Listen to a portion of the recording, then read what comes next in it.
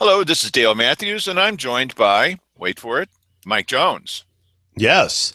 And Dale, did you get that sunscreen that I sent you? you know, it, we had this power outage this morning, and the lights are still flickering on. They're the best kind of overhead lights anyway, in my opinion, until they start flickering, and then you just need to dial the camera up a little bit, and it makes it look like I'm. Who was that guy, George? The guy that always looks like he was over tan. This guy's going to look like a saddlebag when he gets older. Right. Yes. Well, he is older at this point. You're thinking of, boy. Yeah, I can't think of it now. Now that I want to think of Hamilton. George Hamilton. That's it. And yes, I don't know why. For some reason, I have a Dr. Hamilton who rents from me, and whenever I want to think of the person who's in that space, I go, doctor. I can't think of it for some reason. Maybe there's some sort of block that goes with the name Hamilton. I have no idea. Yeah, speaking about block and doctor, see what Mike didn't tell you. This doctor is his proctologist. That's why he doesn't like to think about him. No, it isn't. Listen, okay. I don't see any of my doctor. I don't want to have a business relationship with people who know more about me than they should. You know what I'm saying? Then it's decent. Well, he wouldn't see a proctologist most of the time anyway, right? Okay. All right. So here's the thing. We got through Sandy Casanelli the argument from the other side about the sales tax, snow job, sales job, whatever you want to call it. We got their argument pressing from the other direction. You're going to love this. One of the things that's not in the ballot title for the grants pass sales tax is the word permanent. Why isn't it there? Because I think people would like to know, some people might be affected by the fact that this is a permanent sales tax, because we've had people, is it really permanent? Yes, permanent. Well, here's their argument. Wait till you hear this. The reason they can't put permanent in the title of this thing is because it would confuse people. About how long the tax was going to last? Yes. Yeah, because wait a minute. You said permanent, so I don't know what you mean by that. Because there's nothing permanent but death and taxes. You see? Yes. Right. Oh, okay. Yeah. Right. You don't want the poor people to be confused and tell them it's permanent, because as they actually said in the argument, well, it could always be reversed sometime in the future. So nothing is permanent. Well, yes. Yes, but anything can be reversed at some point in the future by the same method that put it in place, which is a measure on the ballot. Now, who's going to put that measure on the ballot? Right. Yeah. Not government, I'll tell you that. Their argument is we can't say it's permanent because it would confuse people. Right. This is who we're up against. Look, you can have a different point of view. And God bless you. Okay. Yes, you can have a different point of view. God bless you. Okay. And I will be happy to debate with you about something. But don't lie to us and don't try to fool us. Don't tell us this is who the other guys are. You can, if you can't make up your mind about things, just look at how they're comporting themselves. These guys are actually saying, they brought in a lawyer from outside of town. They brought in one, I think, from Jackson County to help them, and you're paying for that. Isn't that lovely? Okay. Because they don't have enough intellectual firepower to do this on their own. Okay. And who have I got on my team? Well, that'd be Sandy Casanelli and Mike Jones. And so that they're making boy. Yeah. So you can see what our chances are now, right? And all we've got, the only thing that we've got going for us is common sense. But they're willing to roll out anything that they need to say. This should have an effect on what you think about this. They're willing to say that if they tell you that it's permanent, that's going to confuse you.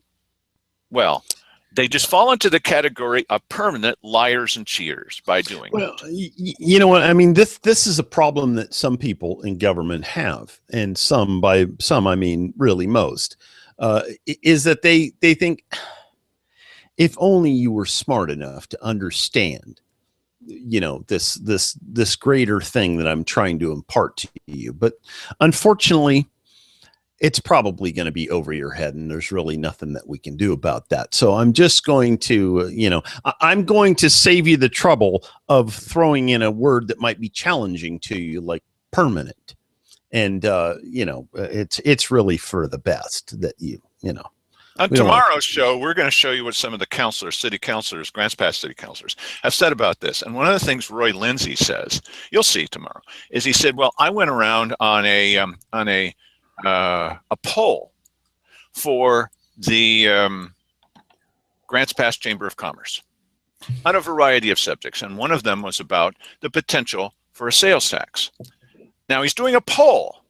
And he says, and when I came to the sales tax thing, people said almost immediately, the business owners, no, I don't like that idea. And he says, well, do you know what it's about? Okay, he had decided to add that question to the poll. And his version is, they said, no, I don't, but I'm still against it. And then he proceeded to explain to them why it was a great idea. Wait a minute, Roy, this is no longer a poll. He's the worst person I can think of to conduct a poll other than Scott Draper from SOS/POTS, or whatever the name of that group was. Cuffs, okay. What?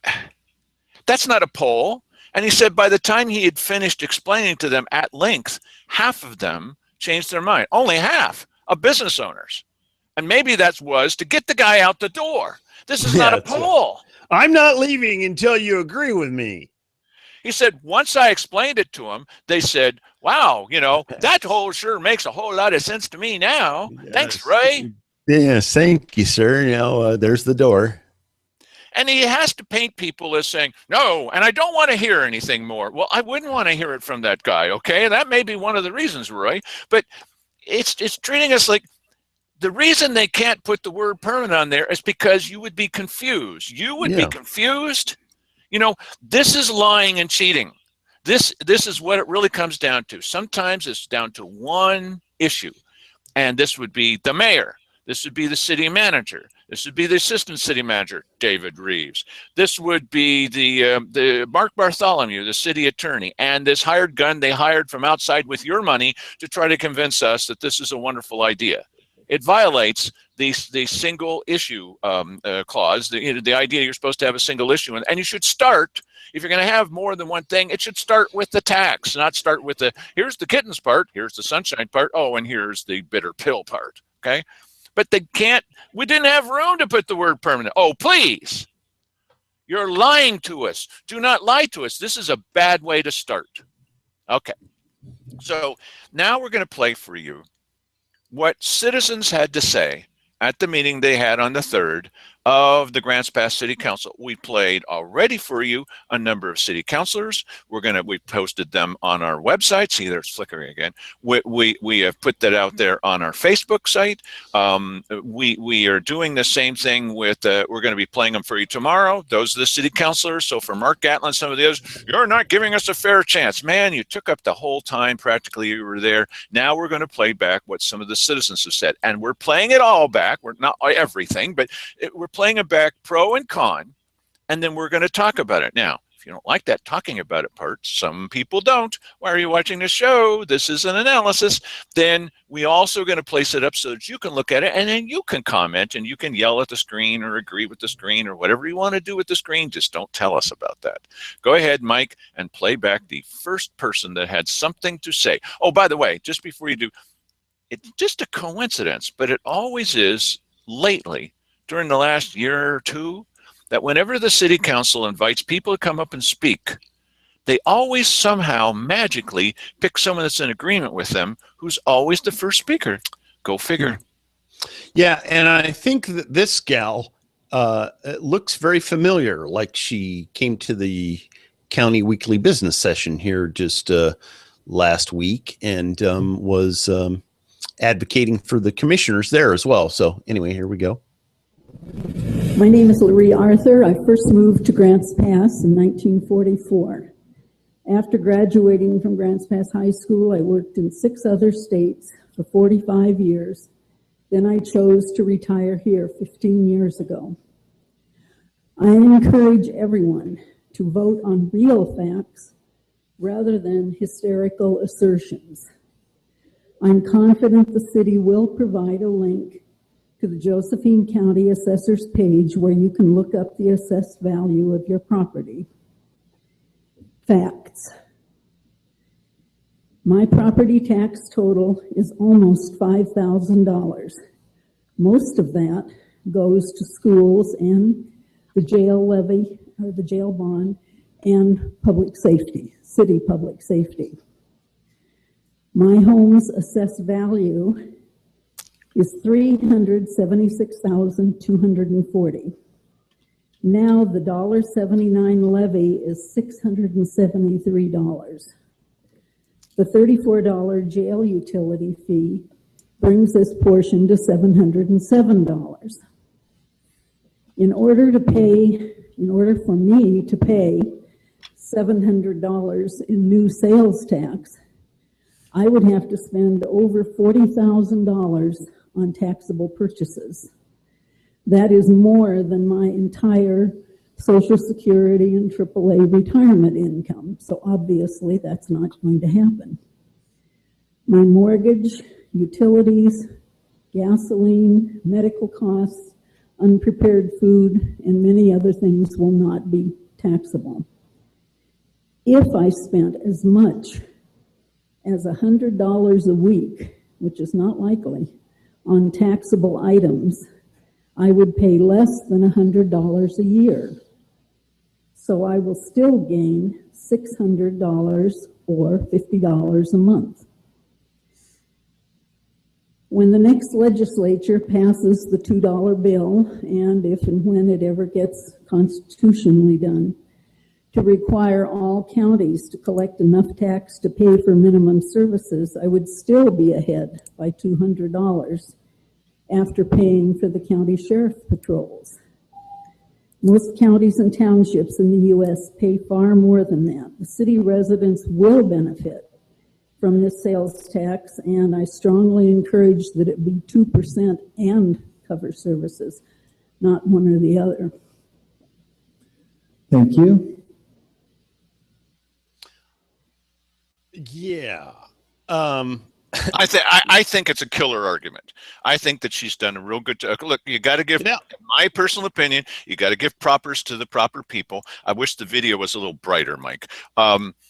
I believe that she's done a real good job of laying out her point of view and watching over this. I think it's the best argument that I heard in favor of it.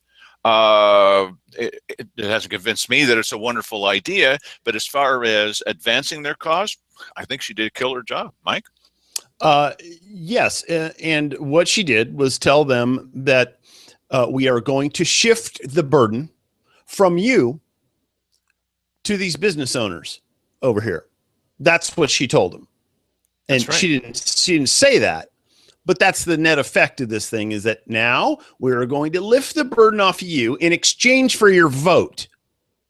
Okay. And then we're going to place the burden over on this guy who is, he may continue to do business with that extra burden, but it's going to cost him, and his quality of life is going to go down to benefit you. You like it? Well, there's plenty of people in this world right now that think that that's perfectly fine because, the business owners, those are the rich people anyway, and we need to stick it to them. So, yes, okay. Her math, I think, well, just based on what she said, without checking it all out, how would we do the investigation about that? We could hire somebody from outside to go do the investigation for us, Mike, and the taxpayers would pay for it. I agree with you, but I think her math on that sounds unassailable. So then the question is, and also don't forget when you're talking about the business owners taking it in the boots, that it's only about 1/3 of the business owners. How did the math on that turn out, Mike? Well, the mayor said that there are like 3,000 businesses, and like only between 700 or 800 of them are going to be paying this tax. Well, that means retail, right? And so the retail businesses will be bearing the brunt here of this, and they would say, well, they're not going to bear the brunt of anything. They're passing that cost on to their customers. Well, they're going to have to pay for it in that they're either going to have to absorb some of this cost to remain competitive with other people in the same business, or they're going to have to pay for it in the lesser amount of business because of people that go elsewhere to buy cheaper without having to pay the tax. One of the things that the city has that the county doesn't have is they've got system development charges. So if somebody wants to come in and they want to set up one of those Dutch Brothers kiosk kind of things where you just drive around. I mean, you can't even go inside the place. It's just a little kiosk. Mm-hmm. You have to have a special kind of sidewalk around it. You got to have planters. They need to be a certain kind of cement. You got to have certain kind of flowers or plants in them and all the rest of the stuff. And it's horrendously expensive. I'm not talking about small. This is big, thousands and thousands and thousands and thousands of dollars in order to be able to do that. System development charges are slowing down business development in our area. It's a system development. It's a government development charge. And so now they also want to give it to the business owners in this way. Why don't you bear the brunt of the taxes? And we'll just remove it. Except at least a couple of the counselors have said, well, maybe we won't actually remove that. Maybe we'll just, we could temporarily remove it while you're voting for this, but we can always bring it back. They said that. Or one of them said, it's going to come back. That property tax is going to come back. It has to come back. We're not going to make it without that. Really? See, if you watch that and we watch it with you, then you hear what's actually happening rather than the version that you read in the Courier. Mike, go ahead. Son. Yes, but this conflicts with what the mayor said. The mayor said that they're actually going to take in more money every year with this tax than they did with the property tax, to the tune of $3 million more. They were taking in 5 with the property tax. They're going to take in 8 with the sales tax. So this is what they're estimating. So, and I'm assuming that they have made a study of this. I would hope so, because it does sound a little bit like the numbers we kept hearing about the property tax on the county side. Well, look, this is going to do everything, and here are all the numbers. And we kept saying, no, those numbers don't make any sense. Well, here's some new numbers. Let's hear the next person, please. Linda Bradley.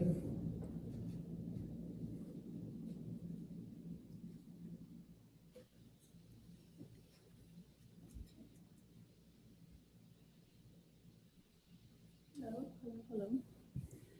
So I'm a resident of Grants Pass, Linda Bradley. I work at the chamber part-time doing marketing, and I've been blessed to walk around for the last 2 years, door to door, in and out of every business in Grants Pass and beyond, but definitely Grants Pass.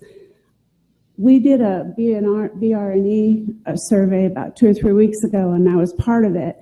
And what I learned, and I really was not vested in anything that's going on today, really hadn't given it much thought, that people had no idea that this was happening. They had no idea. So my feeling is that what kind of notification have you been doing the last 30 days to your business owners here in town? You know, is there notification that they could be involved, be part of a task force? What notification have you in the past 60 days given local business, retail, restaurants, you know, have they been involved? That's probably the biggest question I have, because I've been going out since then and actually talking to people that I'm shocked, business owners that had no idea what's going on here today. Business owners, and I'm sure that you've heard from them as well. I grew up in Southern California. Taxes was the game. Every town in California is 35, 45,000. I live here and I feel like I came from Chino Hills, right? You know, my same town, same amount of people. The towns that have, you know, I left there 13% when you bought something, which is why I loved coming here. There's, you know, I could come here and save money just visiting my family. And that's really the attitude of a lot of people that come to Oregon.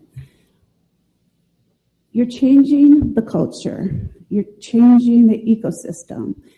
And my question is, are you ready to be the first city in the state of Oregon to have a sales tax?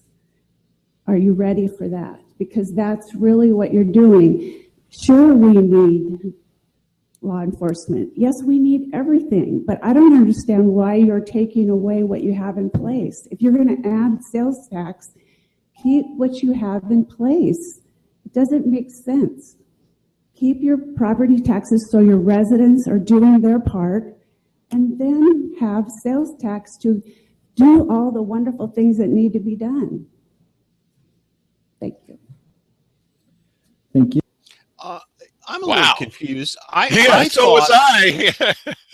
thought they had adequate funding for public safety in Grants Pass. That's what the police chief told us. I mean, they're adding people. They've got, and listen, the first gal who said it was like $34 on the water and sewer fee. Hello, you know, I'm paying more than that on each one of my bills every month. So I don't know what you're talking about. But I mean, it's a percentage of your bill that you're paying more every month. Okay, let's review what Linda Bradley just told us. Okay. Linda Bradley says, I don't think that you've done a very good job. I'm paraphrasing. I don't think you've done a very good job of letting people know about this. There's a number of business people that didn't know about this. Okay. I come from Chino Hills where the tax is much higher, and I'm so glad to come here where the tax is lower. And I used to come up here and then buy things when I was here. But I don't understand why you're getting rid of the property tax. You should hang on to the property tax also, because we really need to have that. That's two taxes now, or at least two. Right. And so, you know, here's my advice to you: tax everything. What is her advice to us again, Mike?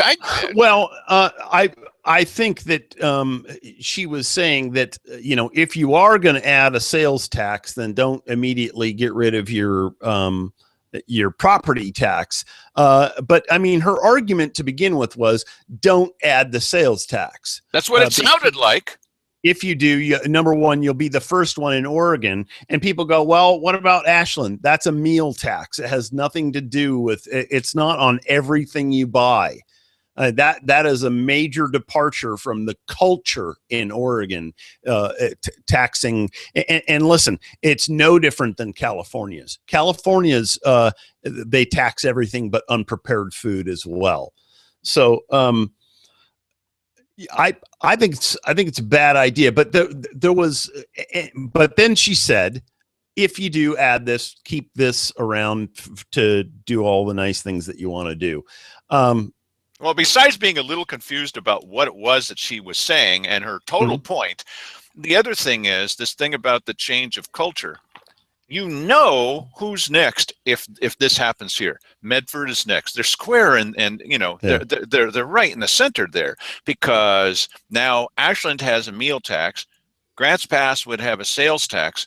It's going to move over to Medford. It's going to move quickly like a wildfire all over the state. Yeah. If this is, on the other hand, if this is defeated, the likelihood of this moving on like a wildfire to the other places in the states is probably quashed. One of the things that's happening here is our decision is going to have an effect on pretty much all of Oregon. Do you disagree?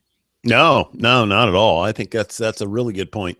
I think that you're right in the respect that if you do institute a sales tax here and for a time people, you know, go to Medford more, Medford will go, well, an argument could have been made before that we should not have a sales tax because then people might go to Grants Pass or other places like that.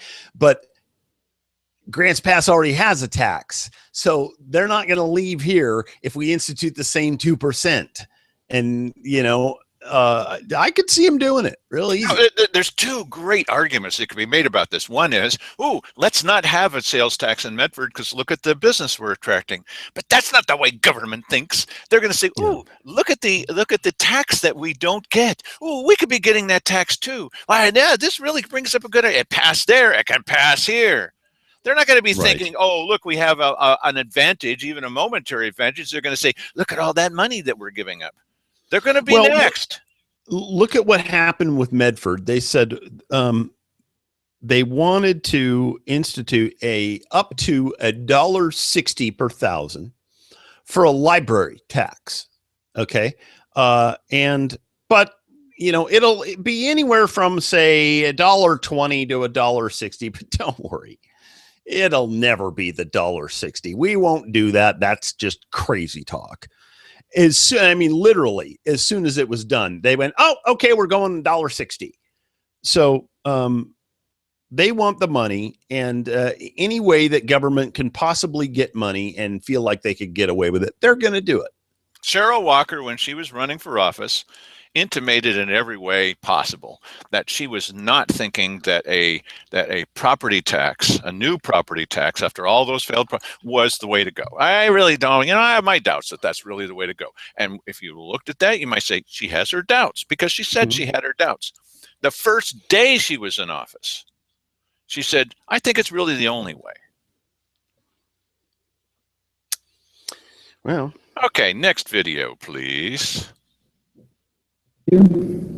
Gordon Langbeck.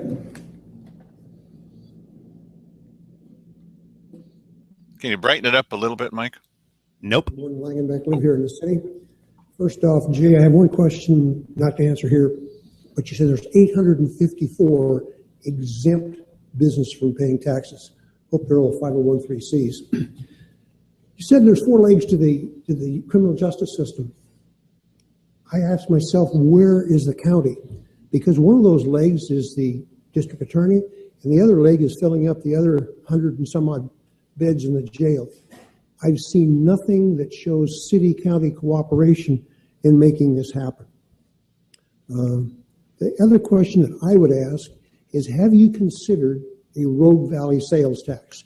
And you've given a lot of facts, and you're right that it's not a big deal, but in the perception of most people, they're trying to do me under in Grants Pass. So have you looked at all with, say, Jay and his counterparts in the cities, in both Josephine County, the county tax guys, to meet and look at the possibility of a Rogue Valley sales tax that may go a long way to leveling the playing field? Thank you. Thank you. A Rogue Valley sales tax? Right. So the idea here, I guess, would be that Grants Pass City would have a vote among Grants Pass citizens to impose a sales tax on the entire all of Southern Oregon, basically. Yes. Yeah, the rest of Southern Oregon might have something to say about that. Well, as happened with the city and imposing a tax or a fee on your water bill, we just wouldn't ask them. We'd just do it. Right. Oh, I know. It could be a sales tax on everything that anyone who lives in Grants Pass buys wherever they are in the world. That way, if you go to Egypt and you buy a rug, you have to pay sales tax on that because you live in Grants Pass. Right. Yes. And the vendors there will go, do you live in Grants Pass by any chance? That's the first question you'd ask of everybody that travels. Yes. They wouldn't be, are you from Al Qaeda? Your first question would be one that's somewhat similar. Are you from Grants Pass? Yes. Yes, somewhat similar. Right. Let's play the next one. Last blue sheet is Colleen Martin. She's from the Chamber of Commerce. Good afternoon, Mayor, Council, staff, and public. First of all, I want to thank the task force because they did do a good job. I sat in through most of those meetings, and they did a great job for the task that was before them. But I do agree, and I want to make a point of clarification that the 7 task force members, 5 of those are likely to be exempt. But in addition, according to what I saw today from Jay's slide, unique exemptions when the point of service is outside Grants Pass. I did a little a calculation. I was trying to just kind of target some of the businesses and how much they pay, and I chose Hellgate as one of those because Robert was on the committee. I was thinking, okay, Hellgate will probably pay $500,000 to $750,000 a year in this sales tax with the number of people. I was calculating the 70,000 people that he said he sends down the river. But from that slide today, when the point of service is outside Grants Pass, his point of service is outside of Grants Pass. He's exempt. So now you have one that is on that list. I want to point out the Chamber of Commerce supports public safety. We worked really hard in the last 2 ballot elections to get the public safety measures passed. It's really important to us. It's important to our businesses. I support the idea of giving the juvenile justice system open. I think that's a terrific idea. I think it'll help alleviate a lot of the pressure. I don't support the idea of you taking a $3 million debt, and that's what you're asking to do. I was a little tiny business person. We did $2 million a year in our business, and if you'd asked me to take on $20,000 in debt, I would have questioned that. The city is now asking you to take on $3 million in additional debt by passing this. Your $5 million for your $1.79, the extra $1 million that they're getting with public safety, and they need a total of $8 million. They're asking you to take on additional debt. That's a lot of dollars, and look at your overall budget. Looking at from a budget point of view, that's a big risk. Speaking of risk, city government employees don't take any risk on a daily basis on their paychecks. Businesses take risk every single day. They can't set budgets. You can't set a budget for a business and think it's going to work out at the end of the year, because it doesn't. You adjust as you go. So these businesses are at risk every single day. I ask you, the city councilors that have worked hard the past 5 years, since 2009, when there was a recall, I ask you to vote no on this. I ask you, please bring this community together. We need to unite, not divide, and that's what you're doing to us as a business community. Just say no. Either resolution, neither one of them works well. Okay, I'm out of blue sheets. Anybody else wish to speak? Just say no. That sounds familiar. Yeah, this on either resolution, but they had 2 alternatives to vote on. They picked the one that was going to mean the most burden for the community, in my opinion. 2 of the people that were pushing hardest for this were Roy Lindsay. We just talked about him, and the other one was Jim Goodwin. Jim Goodwin works for the government. He works for the county government. Jim Goodwin is a staffer at the county government. He reports to Cheryl Walker. And Jim Goodwin was one of the main people pushing for this thing, which won't affect him either, except when he buys goods. It'll affect everybody. Go ahead. But it will benefit him, though, because the little fiefdom that he was in charge of before will be re-energized, and he'll be at the head of it. The other thing is that, until this time I had some respect for Jim Goodwin, but he was the one that kind of stampeded the council into voting yes on something on their previous very controversial issue, when he said, well, why are you micromanaging the staff? You should trust the staff. The staff knows what they're talking about. Listen to the staff. Well, yeah, he's a staff member on the county government. Yes. And he's a county government staffer that sits on the Grants Pass City Council. So, yeah, listen, I mean, it is clear that, I've run the numbers on this. I will benefit greatly by the elimination of the $1.79 public safety levy. And why are you against this, Mike Jones? Why?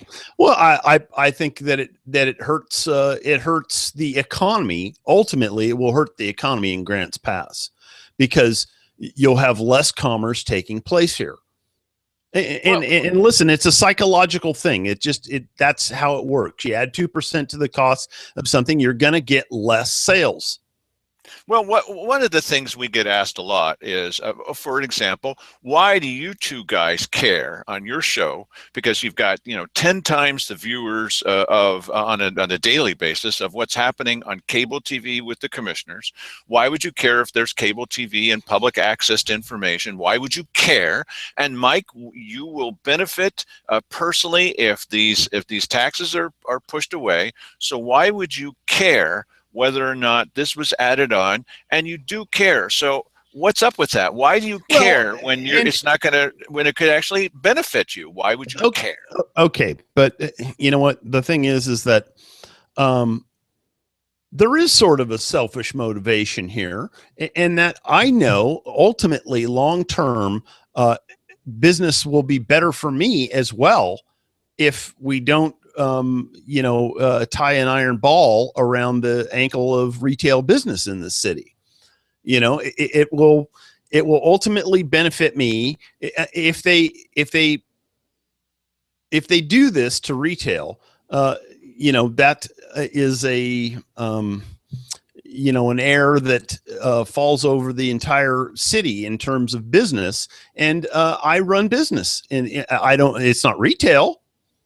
But ultimately, you know what? If less people want to do business here, that hurts me. Well, let me take that hurts other people. Let me take the Cheryl Walker. She has stated this. I'm not making this up. She has stated this clearly. Let me take the Cheryl Walker argument.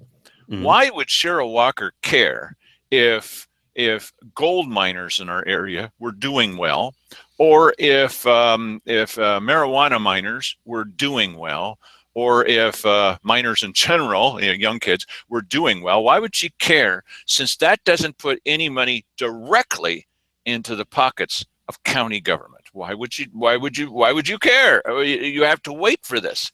Wouldn't it be better if the city could get immediate money straight into their bank account?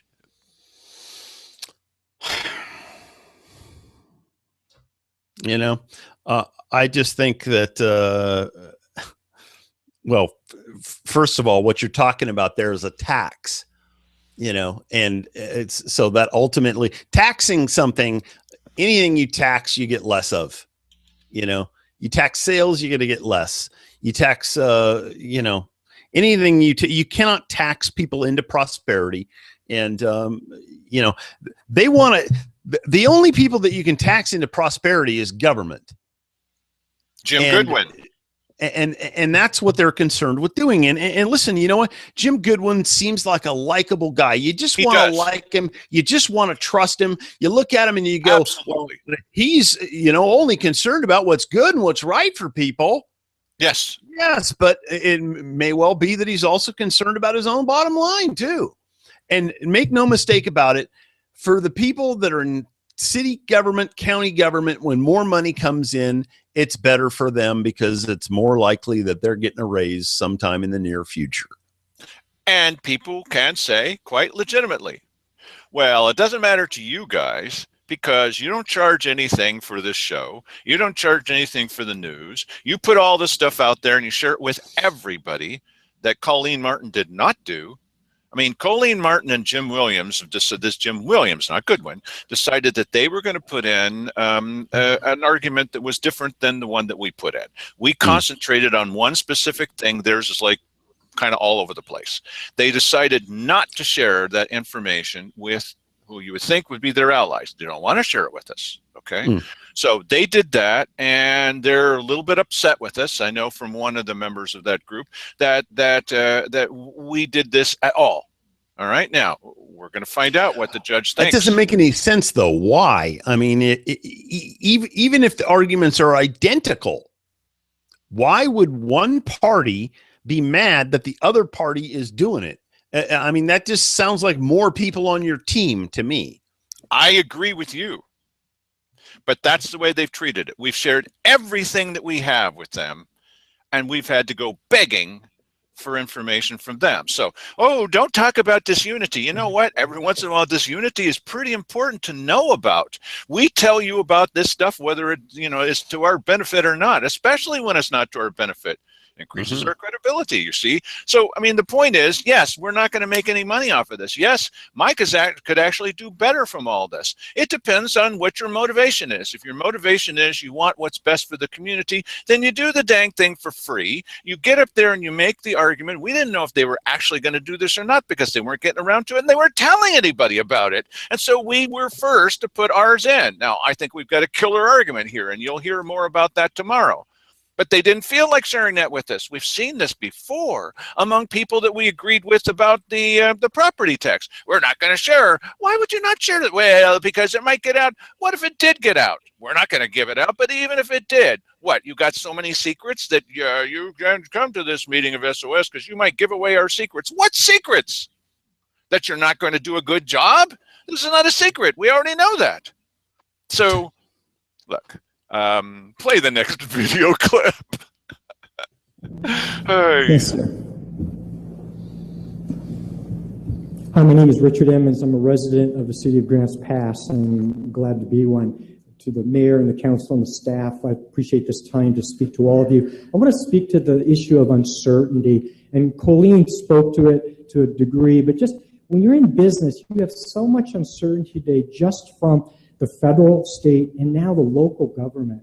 At the federal level, we've been dealing with Obamacare and the impact on providing benefits to our employees, even for ourselves. Tremendous uncertainty. At the state level, they just passed mandatory sick leave. This is a big uncertainty for businesses.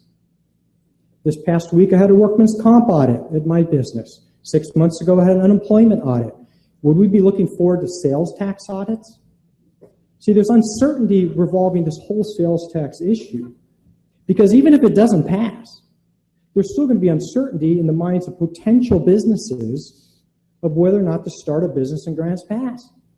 Because we've seen with the public safety levy at the county level, it's the Energizer Bunny. It comes back, and it comes back, and it comes back. I would say put a stake in it. Kill this idea of a sales tax. This is a road tax that we don't need. When someone wants to start a business in downtown Grants Pass, they often have to sign a 3 to 5 year lease. They're signing their name that even if their business fails, they still have to pay that rent. That's right. And they really have no idea whether or not the sales tax is going to hurt their business or not make any difference. It certainly doesn't help their business. It doesn't make us a place people want to come to. So I really want you to think about the uncertainty that a sales tax would do. And I can appreciate from the city standpoint wanting a permanent tax rather than a temporary tax. You just don't want to call it that. A permanent tax would eliminate some of the city's uncertainty. No, it would confuse us. I can appreciate them wanting that, but it would add tremendous uncertainty to the business community. And a little bit of uncertainty in a business keeps you on your toes. The retail store owners need to understand, what are my consumers going to want to buy? What color shirt should I buy, or handbags, or whatever they sell? They have to look out in the future and think, what do they want to buy? Tremendous uncertainty. So I would trade a little bit of uncertainty at the city level to eliminating a tremendous amount of uncertainty at the city business level. Let's not kill the golden goose. 20 years ago, we stopped the road from going through 6th and 7th Street and turning the massive highway. Let's not kill the downtown with a sales tax. Thank you for listening. That's the killer counter argument, if you ask me. I mean, this guy, that guy was red hot. That's also all the time that we're going to have this evening for this. There's much more. Mike, just tell people why we're going to post more than these for them to look at on their own without our commentary. Why are we playing this back for people? There are people, you know what our opinion is on this, both of us, what our opinion is about this, but we're playing back both sides of the argument. Why the heck would we do that? Why are we doing that, Mike? Well, so we can comment on it, and because it's fun. That's why I'm here. Listen, if it wasn't fun, I wouldn't be here. Okay? That's number one. But I do care about this stuff. I do care about what's right economically. But the case, you know, and I am trying to convince you to see my point of view. You do get to, and listen, you're an autonomous human being. You can watch both sides of this and make up your own mind, disregard whatever I say. But I'm going to try and convince you that the people up there in the elevated positions, they want this for a different reason. If they were a private sector person, they would probably or quite likely have a different way of looking at it. That they certainly wouldn't be thinking about what's in this for me. The other thing is that, as we've pointed out on this show many times in the past, there is a real difference between the sides on these kinds of issues. We believe that it's very helpful to put up one argument versus the counter argument, because we think that you have the ability, unlike Roy Lindsay thinks, we think that you have the ability to look at this and figure out who's right and wrong and which side you belong on, okay? There are plenty of people, and we've talked about it on the show, who believe that only one side should be shown and the other side should be run out of town. The other side should be squelched. Right. You can invite those people to your meeting of the Republican Central Committee, but you must shout them down after you've invited them. Yes. That's Roy Lindsay. That Roy Lindsay was part of that. He was shouting them down.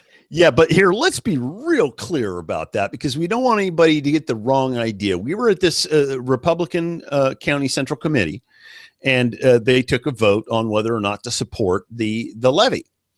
And overwhelmingly, the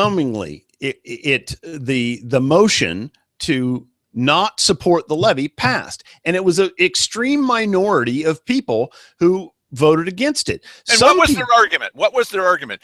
Well, Roy Lindsay's argument was, people don't understand, and that's why they're voting against this. They don't understand. They're confused. But underneath it all, though, Roy Lindsay was for the levy. That was the bottom line. And there were other people there who didn't want to vote to come out against the levy because they were worried about how that was going to hurt the image somehow of the local Republican Party. But they still were against the levy. They just didn't want to be seen as not supporting the levy. So we know that to be the case because they told us. Go ahead. But yes, but then there was a core, little teeny few people who were just livid and adamant about passing or making the case for the levy. Roy Lindsay was one of the people that said, just taking the vote, the way you're taking it, it's illegal. It's against our rules. Oh, and nobody understands this. They don't understand how to vote. That's why they're voting wrong. We must stop all this. I motion that we stop all this. Roy, this is America, bud. I know that you're having a real hard time understanding what we do here in America, but it's not about taking a poll and then going out and convincing people. It's not about saying that nobody understands anything, which is why they are not agreeing with you.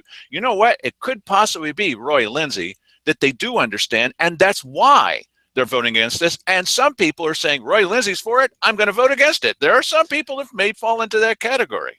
Well, and another thing that I think is really bizarre is people like Roy Lindsay and Harry Mackin and the Traherns and people like that who are Republicans and yet support, more government intrusion at every turn.